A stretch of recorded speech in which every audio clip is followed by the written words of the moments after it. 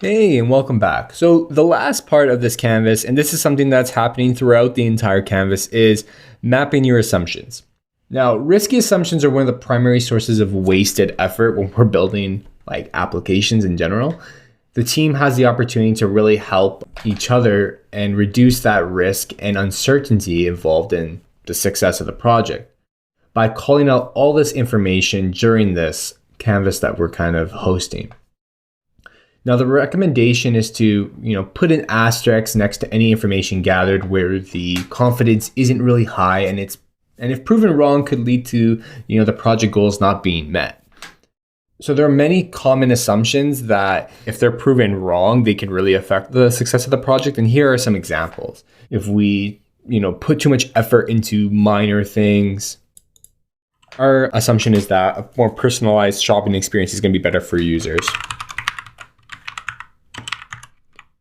So that definitely is an assumption. And we're going to put this in the middle. Like, we do know that personalized shopping experiences are generally better, but if we don't get it right, this is very high risk for us. Let's think of another example. Building features of little value to end users. So let's think about some features within our app. Interest picker. Generally, when people are, searching for products, they really just want to, find their product, or they want to be served up products. And, maybe this interest picker is a little bit, too much for a minimum viable product. So we're a little uncertain if we need this, but the risk is, a little bit lower. We may spend a little bit time building this, but, it may be risky. Let's think about another assumption. Focusing on the wrong part of the user journey first. So let's think about our user journey. We're going to go back up here. This is something that we quickly built out. If a user wants to get relevant results, and that's our goal over here, maybe something that we should figure out first is how we're going to serve up those results. So maybe the onboarding experience is really in depth. And so like people are maybe really want to focus on deals. We do know people like deals, but if we focus on this now, it's going to give us less time to actually finish the project. So maybe this is in the middle as well. Another one, let's think of another one. We are assuming that all users want to be on mobile since this is the mobile app. Now, this is a high risk, and we're definitely uncertain of this. We don't know the type of user. We don't know if they're primarily mobile users.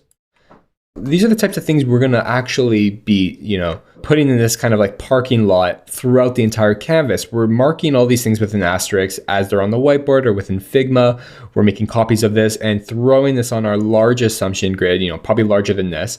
And these are the types of things at the end that we're going to do our best to validate. We really want at the end of the canvas to understand what the project goals are. We want to understand who our target users are. Let's say these are end users and these are our stakeholders. We want to understand their goals and concerns. We want to understand the user journey, the main user journeys that we are going to be focused on for this project. But another thing that we need to do is we need to understand the assumptions that we're making along the way. And our first goal after this in Canvas is to validate all these different things. So one very large assumption that we all make is that we know this. We know what the end user wants to do. We may know, but this holds a lot of risk, and we need to figure this out early.